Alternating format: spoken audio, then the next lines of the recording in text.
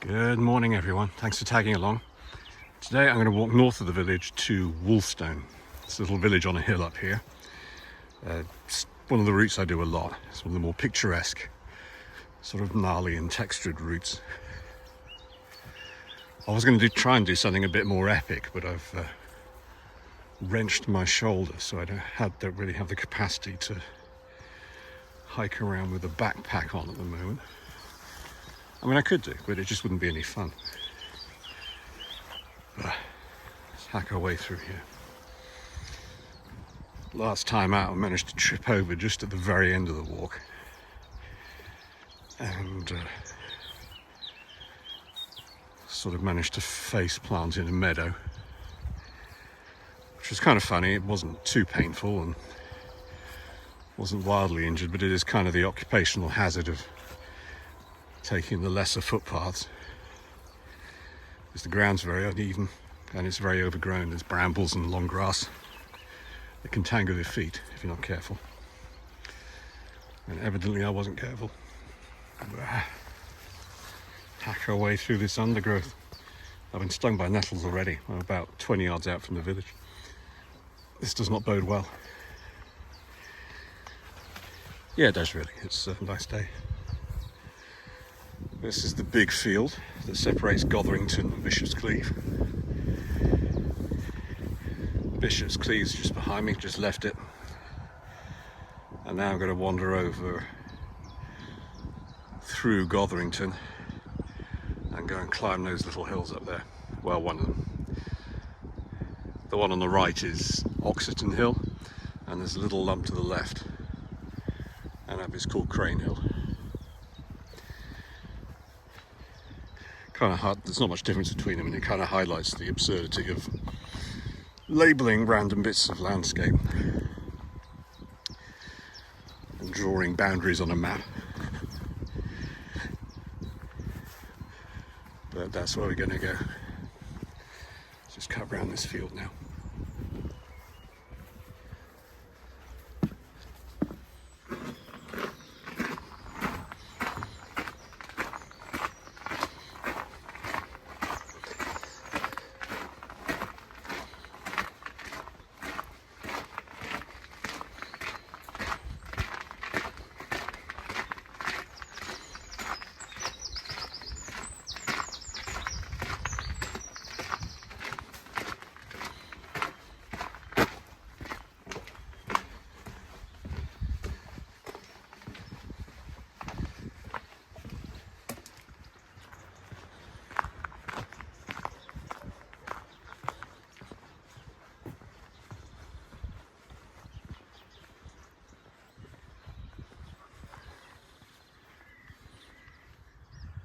Check it out, that's the last of the blossom.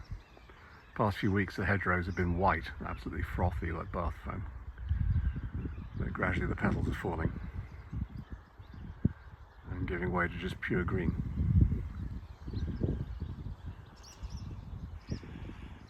Which is fine. We're going to head on down this way, around this edge of this field up to Woolstone just over there. I've got to decide which way I want to go round. I usually go anti-clockwise. I don't know why, just out of pure habit. But today I may go the other way.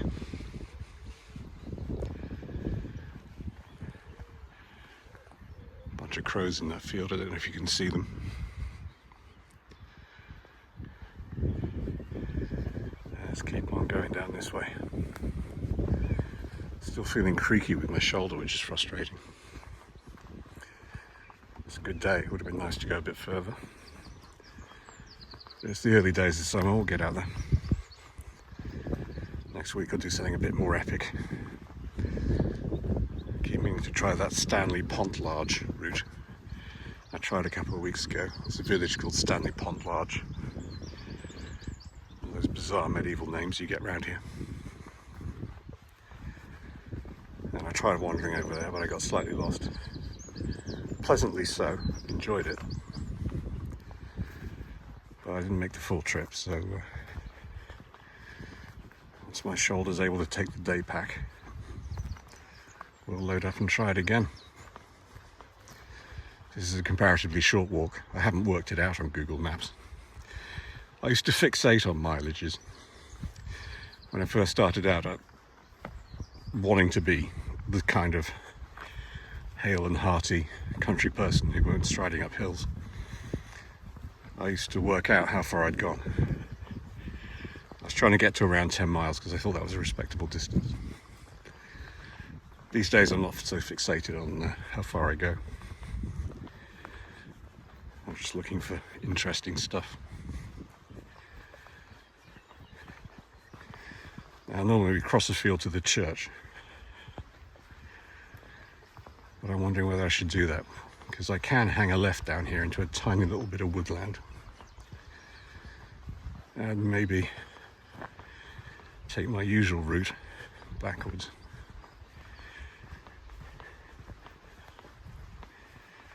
It could be fun.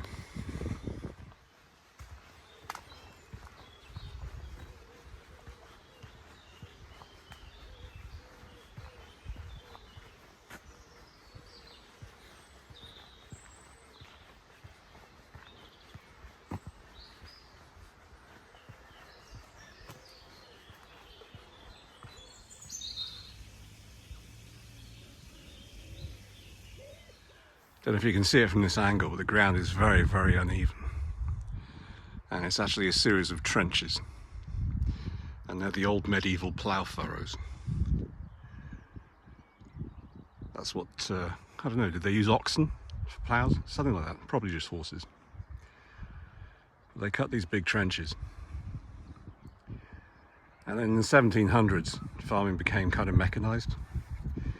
And they started using steam engines to power threshers and so forth.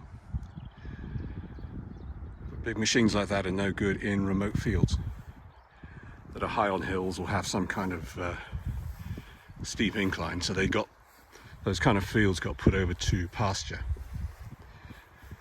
And people kept sheep and cows in them.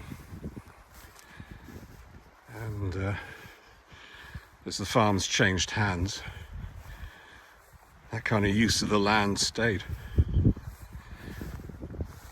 So a lot of these fields, they have these ruts. It's like pre-industrial farmers put away their stuff, and the landscape still bears the scars of that last harvest. It's kind of trippy. I enjoy the history of it.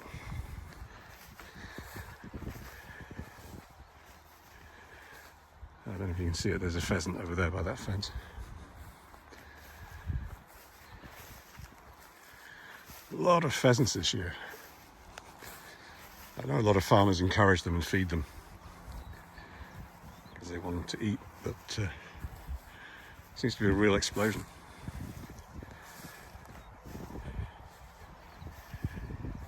And they lie in the grass like landmines. If you're going through long grass, they wait a long while before they decide to take off. And they do it almost as if you're about to step on them. They always do it with a huge flurry of wings and a deafening squawk. And it scares the bejesus out of you. It's going to be a beautiful day today. It's early morning. It's not too hot, but it will be hot later. The sun's already burning this haze off. It's the big farm over there. I can't remember the name. They were wrangling horses a minute ago. So I guess they go to stables and they do a bit of riding. Just swing on round, you've got the Malvern Hills back there.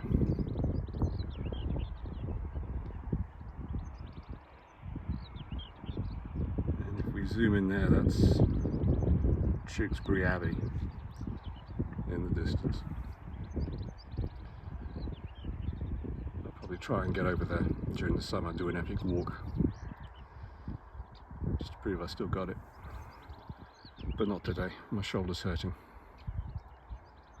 I'm just not feeling the vibe for a long one. That's where we're going. That is Woolstone. That's the church there. I reckon we'll go over to the church today and have a just little wander around. We'll try the door. That will get in. They seem to open it very infrequently, but we can try. And once we've done a circuit of the church, we'll go up that hill there. It's the edge of Crane Hill. and climb that little track you can see on the right there. That'll take us to the top.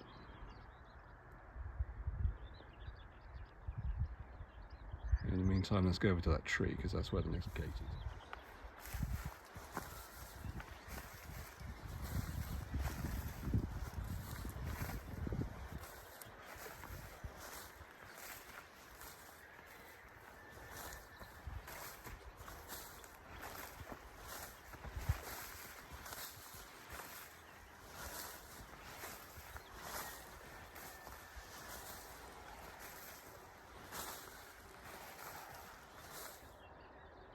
There's a buzzard circling over that farm. Don't know if you can see it. It's probably not showing up. You're probably just getting a screen full of sky. It's just above the farm there. I can see a couple of birds in the field, so maybe somebody's got some carrion down there. Some of his friends have made a kill. And he's up there circling, waiting for his turn.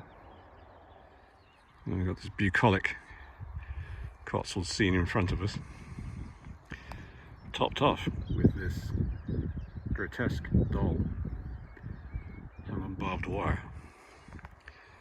It was there last time I was here. It's a bit of a local landmark, I guess.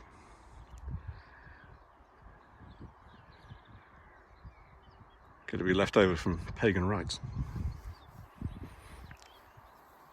Quite possibly. In fact, I even hope so. So we got some sheep up ahead. Some sheep and a horse I can see. A lamb. And some absolutely lovely farm shacks. I'm a connoisseur of farm shacks. Particularly corrugated ones. I like the way they rust. If I put up a new one, I'm almost impatient for it to decay. Let's cross over here. The sty over here is exciting because the farmers cut a drainage trench and laid a railway sleeper over it, so you've got a sort of balance, kind of sort of high wire your way across, which is fine in this kind of weather. But in winter, when that railway sleeper gets very slick and that trench is full of water, you've got to be doubly careful. So having said that, it's probably going to be high summer when I fall in. As sailors say, it's the calm sea that kills you. It's when you get careless. And being an old fart striding across the landscape, I do find myself being extra careful, climbing sties and things. I was an athlete to begin with. I'm doubly not an athlete now. There a lamb.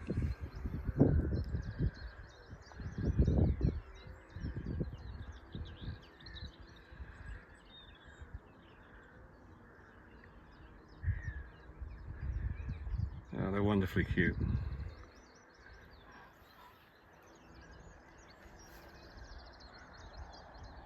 And looking at me, wondering when I'm going to bite the bullet and go vegan.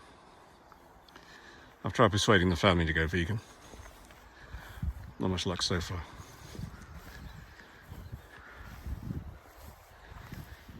Balance our way across and climb this. I mean, it's not exactly a high, sort of precipitous fall, but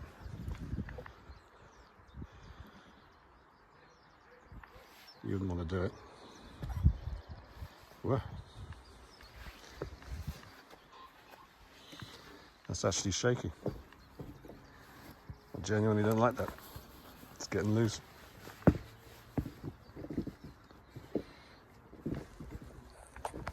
Let's take another look at these sheep before we scare them all off by climbing the sty.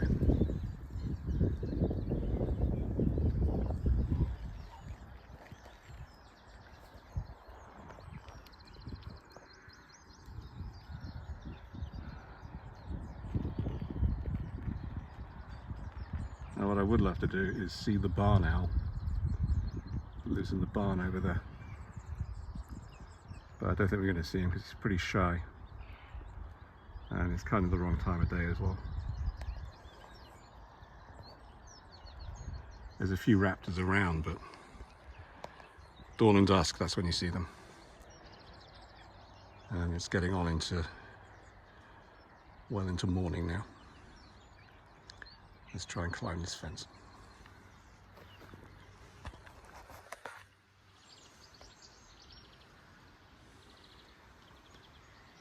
Well, that's Field Farm looking nice. But they're all farm side up here.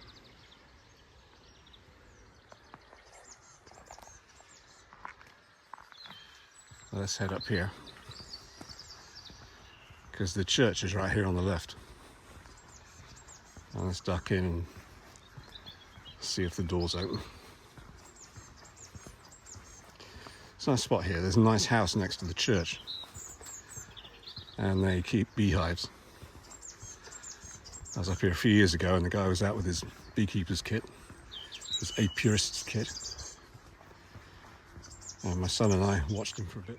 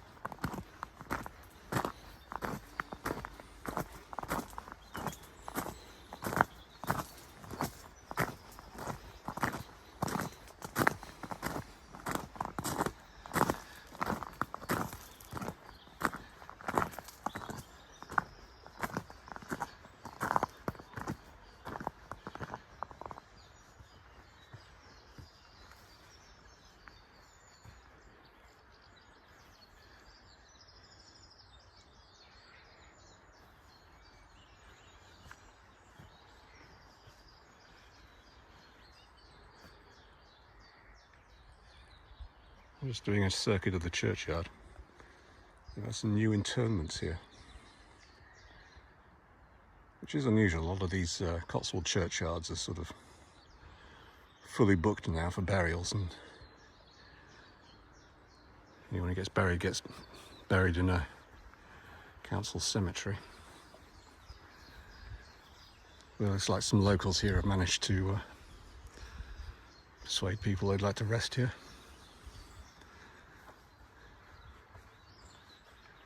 Nice. So I guess this is the way in. Is it locked? Is that locked? Oh. Are we open? Good hand.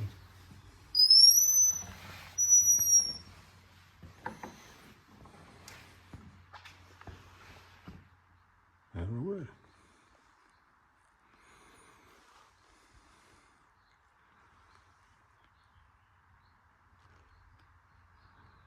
It's wonderfully cool in here. It's getting hot out there.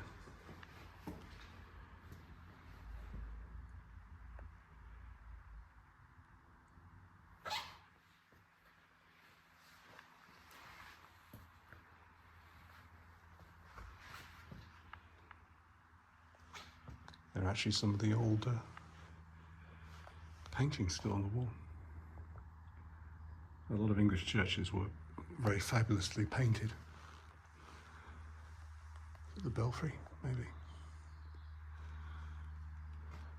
But during a rather puritanical era, all the paint was stripped away, but this still seems to have some sort of residue. Oh my word, look at that.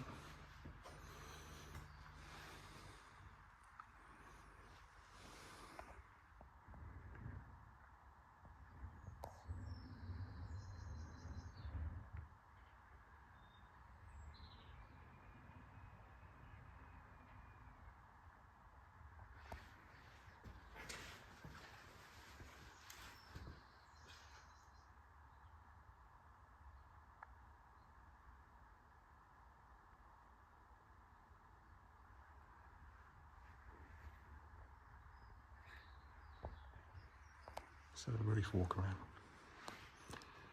I'm going to stay off the carpet because I think my boots might be muddy.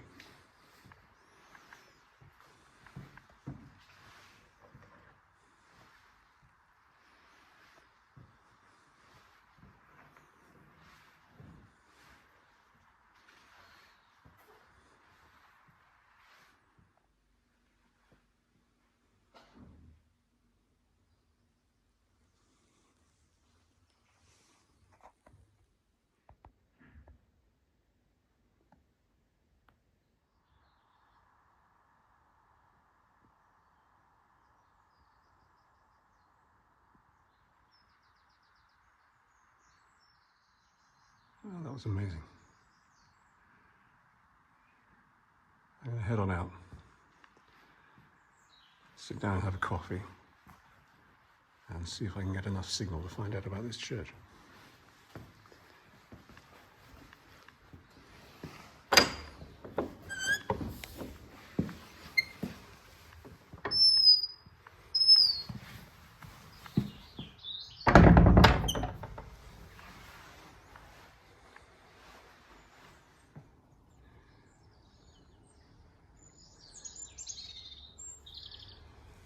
Let's do a quick circuit of the graveyard.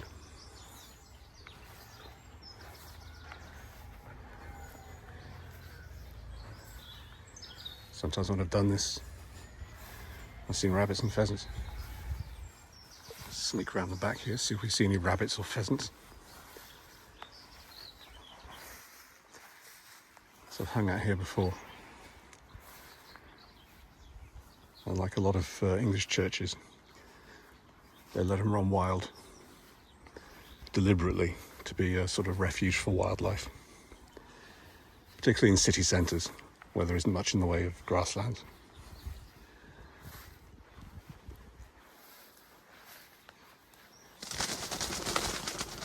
Whoa!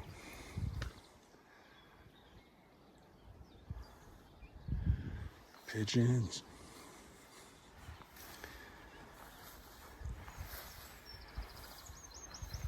I'm planning to do a longer walk, a circuit of Oxenton Hill,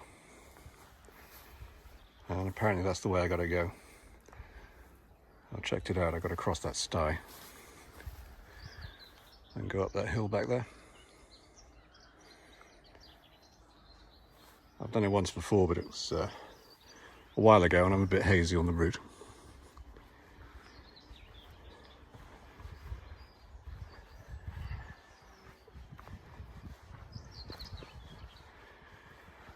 Let's get down here and see if we can find a shady spot to sit.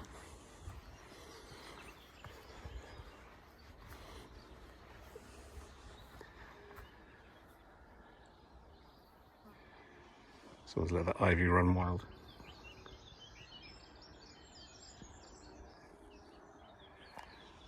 And why not?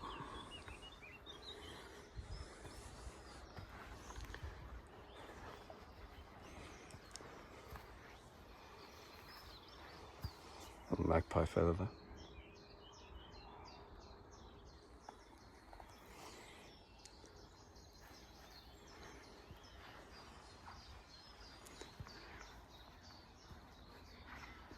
Stacked a pile of old gravestones there. I suppose they've lost the sight of the actual graves. Wouldn't be in much way of records. But at the same time, you're not going to bin someone's ancient gravestone.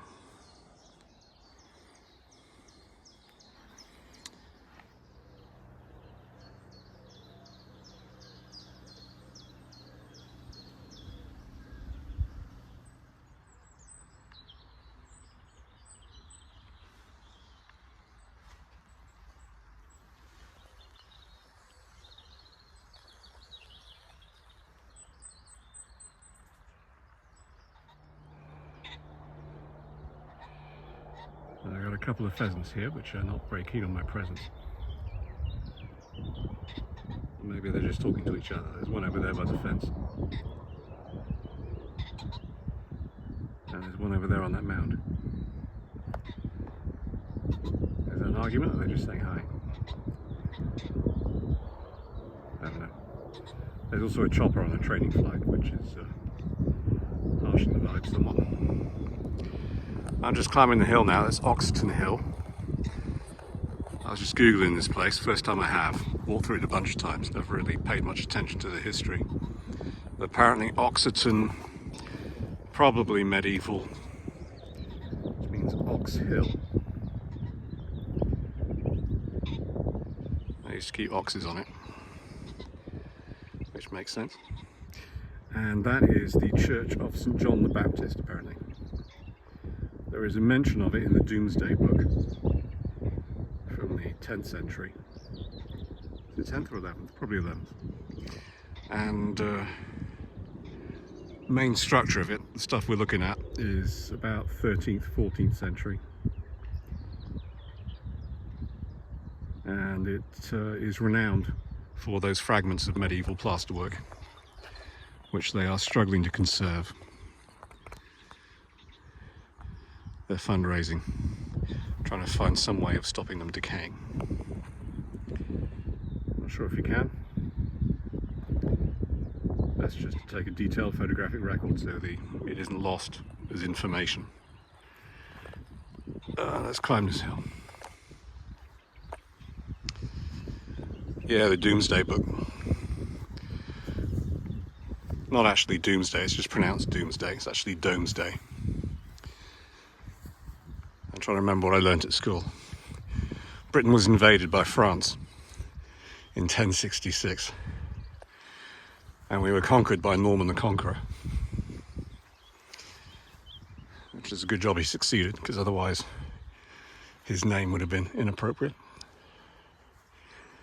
And he decided to order an inventory of his conquered territories and created a grand codex called the Domesday Book, which listed all the farms and villages in England. And it has been a constant source of historical info. Absolute goldmine. Listing all the kind of Anglo-Saxon conurbations, who lived there, what they were doing. It was basically a census. Hundreds of years before anybody did censuses or censi. And apparently there was a church on that site. Probably not the structure you see now. And like a lot of these places, I bet if you went back even further, you'd find pagan shrines. Gone and lost to history. Partly because they were made of wood, burnt down, didn't endure. But also because of a concerted effort to eliminate pre-Christian history. This site over there, John the Baptist Church. And just behind it you can see Tewkesbury Abbey in the far distance. Let's keep hiking.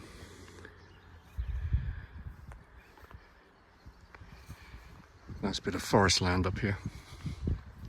Nice bit of woodland. And it's been very responsible for the resurgence of kites, red-tailed kites. A little pheasant over there. Two of them. As ones we saw earlier.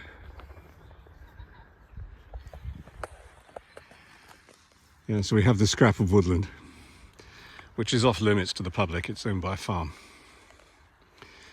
which on the one hand is a bit of a downer, that you and I can't go up into it. But at the same time, it's acted as a nature preserve and has helped keep this area very rich in bird life and wildlife.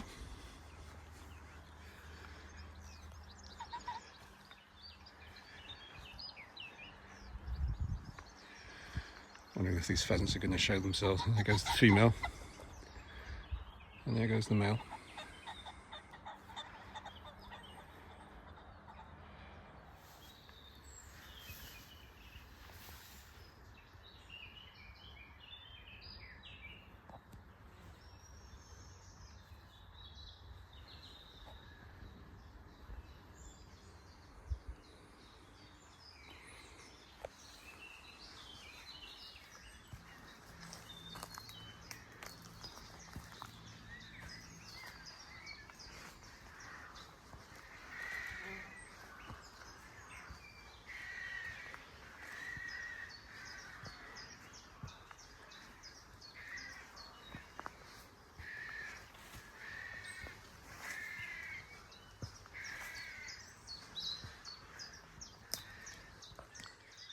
This is where the crows hang out.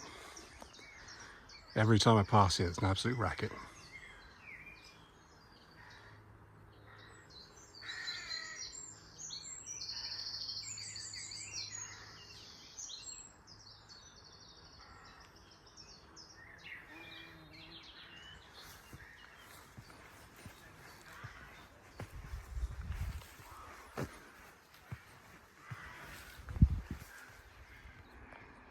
And that's where we climbed up. I can still hear those crows. What are they arguing about? And that's where we're going. Just checking out the last of the blossom. Very pink up here. And they've obviously just mowed for hay, silage, I don't know. I'm kicking through endless grass.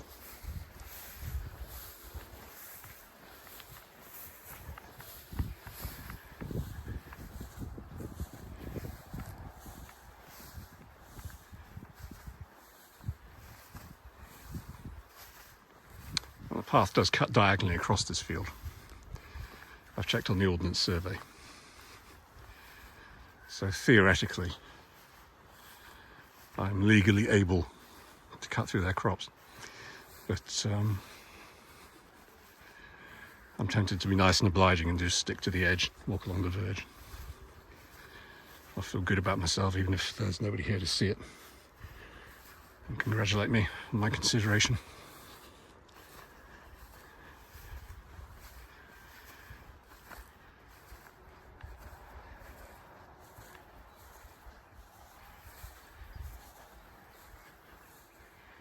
Not much breeze today. Glad I came out early.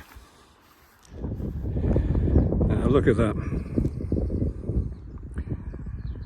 I was tempted not to go for a walk today. I was on the sofa feeling very comfortable. But I'm glad I made myself put my boots on.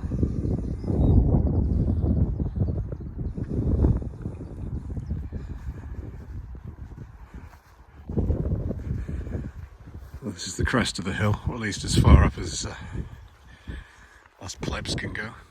I just stopped to check out this field. I leaned on the fence and a deer just went bobbing all the way through. Of course I had my phone in my pocket so I couldn't film it. But they're around, you can hear them in the hedges. Plenty of rustling and some of it's pheasants. But a lot of it is deer. And he's just gone on down the hill.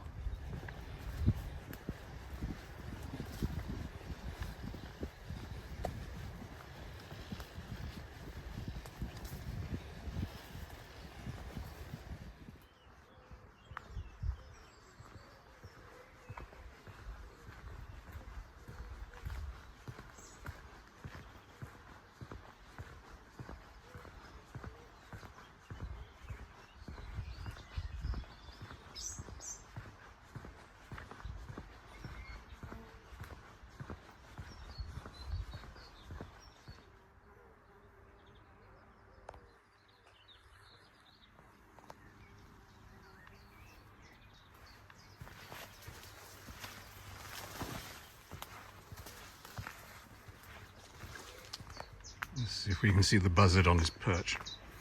Every time I come this way, I turn left.